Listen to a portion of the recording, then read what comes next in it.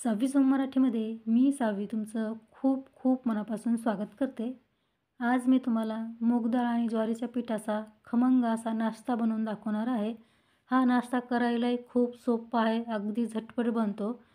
सकाळच्या नाश्त्यामध्ये तुम्हाला नेहमीचे तेच ते पदार्थ खाऊन कंटाळा आला असेल तर तुम्ही ही रेसिपी नक्की ट्राय करू शकता. किंवा मग रात्रीच्या जेवणामध्ये भाजी भाकरी करायचा कंटाळा आला असेल तेव्हासुद्धा तुम्ही ही रेसिपी नक्कीच बनवून खाऊ शकता. चला तर मग आता वेळ न घालवता पटकन रेसिपीला सुरुवात करूयात. सुरुवातीला मी इथे या बाउलमध्ये 1 वाटी मुगाची डाळ भिजवून घेतलेली आहे. तर ही मुगाची डाळ मी 4 तास भिजवून घेतली आहे. पहा 4 तासामध्ये डाळ आपली अगदी छान भिजते. नखाने अशी डाळ दाबून पाहिली तर अगदी ती सहज पटकन तुटते, म्हणजे आपली डाळ परफेक्ट भिजली आहे. तर ही डाळ मी भिजू घालण्या अगोदर 2 पाण्याने स्वच्छ धुवून घेतली आणि मग या बाउलमध्ये परत चांगलं पाणी घातलं आणि डाळ 4 तास भिजवून घेतली. आता ही डाळ आपल्याला मिक्सरला वाटून घ्यायची आहे. तर त्यासाठी इथे मी मिक्सरचं भांडं घेतलं आहे. आता यामध्ये आपण ही सर्व डाळ घालूयात. डाळ घातल्यानंतर आपल्याला हे डाळीचं पाणी देखील वापरायचं आहे. पण पाणी एकदम न घालताना डाळ आपल्याला मिक्सरला अगोदर फिरवून पाहायची आहे आणि मग लागेल तसं यामध्ये पाणी घालून ही डाळ बारीक वाटून घ्यायची आहे. आता हे पाणी आपण थोड्या वेळ असं साईडला ठेवून देऊया. आता या डाळीमध्ये आपल्याला 2 हिरव्या मिरच्या, 5-6 लसूण पाकळ्या आणि थोडंसं आलं घालायचं आहे. आता मिक्सरच्या भांड्याचं झाकण लावून ही डाळ आपल्याला मिक्सरला बारीक वाटून घ्यायची आहे. आता वाटलेलं मिश्रण आपण एका मोठ्या बाउलमध्ये काढून घेतलं आहे. आता लगेच यामध्ये आपल्याला 1 वाटी चाळून घेतलेलं ज्वारीचं पीठ घालायचं आहे. आता यामध्ये आपल्याला काही मसाले घालायचे आहेत. तर पाव चमचा हळद घालायची आहे, 1 चमचा लाल तिखट घालायचे किंवा तिखट तुम्ही तुमच्या आवडीप्रमाणे कमी अधिकही करू शकता. आता अर्धा चमचा जिरे घालायचे आहेत, 1 ते 1.5 चमचा यामध्ये आपल्याला तीळ घालायचे आहेत. आता चवीपुरतं मीठ घालायचं आहे. आता एक मोठा कांदा आपल्याला बारीक चिरून घालायचा आहे. आता एक मोठ्या साईजचा टोमॅटो आपल्याला बारीक चिरून घालायचा आहे. आता भरपूर सारी कोथिंबीर घालायची आहे आणि एका चमच्याने या मिश्रणाला छान असं मिक्स करून घ्यायचं आहे.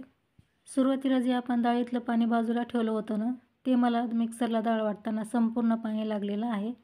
आता जर आपल्याला पाणी लागलं तर आपण काय करायचं की साध्या पाण्याचा वापर करायचा आहे हे पीठ भिजवण्यासाठी. पण सुरुवातीला आपल्याला पाणी न घालता याला चांगलं मिक्स करून घ्यायचं आहे आणि लागलं तरच यामध्ये आपल्याला पाणी घालायचं आहे. तर इथे तुम्ही पाहू शकता हे मिश्रण आपलं छान असं मिक्स झालेलं आहे. पण मिश्रण मला थोडंसं घट्टसर वाटतं आहे. तर आता यामध्ये आपण थोडंसं पाणी घालूया. तर मिक्सरच्या भांड्यामध्ये थोडंसं मिश्रण डाळीचं चिकटून राहिलं होतं, ते वायाला जायला नको म्हणून त्या मिक्सरच्या भांड्यामध्येच मी थोडं पाणी घेतलं आहे. आता परत आपण याला चांगलं मिक्स करून घेऊयात. याचं बॅटर तयार करताना पहा आपल्याला खूप जास्त घट्टही ठेवायचं नाही आणि खूप जास्त सैलही करायचं नाही. मीडियम कन्सिस्टन्सीचं आपल्याला इथे बॅटर तयार करून घ्यायचं आहे.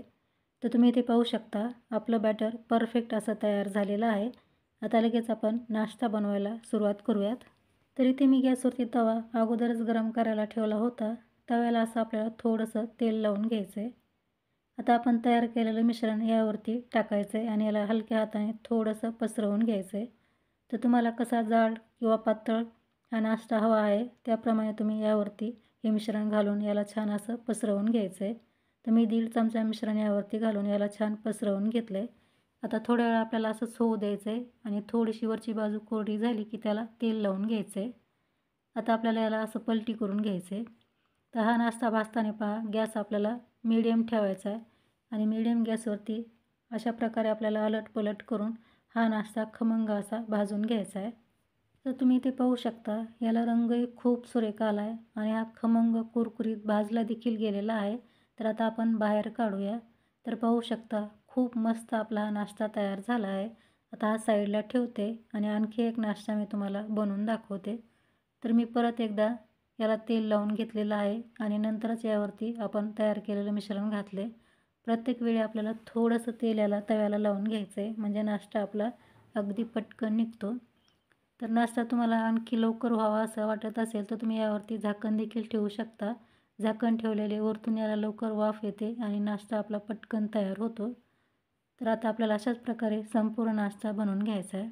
तर आज इथे मी फक्त 2च भाज्या वापरल्यात, कांदा आणि टोमॅटो. पण तुमच्याकडे जास्त भाज्या असतील तर तुम्ही यामध्ये आणखी जास्त भाज्या देखील ॲड करू शकता, ज्यामुळे हा नाश्ता खमंग तर होईलच पण अजून जास्त पौष्टिक देखील होईल.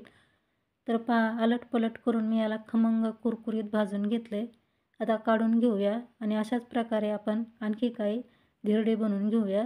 तर मी याला मुगाचे धिरडे असं म्हणते. तुम्ही याला काय नाव देता हे मला कमेंट्समध्ये नक्की सांगा. तर तुम्ही ते पाहू शकता खूप मस्त आपले मूग डाळीचे धिरडे तयार झालेले आहेत. आपण घेतलेल्या प्रमाणामध्ये 6 ते 7 मोठ्या साईजचे धिरडे तयार होतात. तर तुम्ही याला धिरडे म्हणू शकता किंवा मूग डाळीचा चिला म्हणू शकता किंवा मूग डाळ आणि ज्वारीच्या पिठाचे उत्तप्पे म्हटलं तरीही चालेल.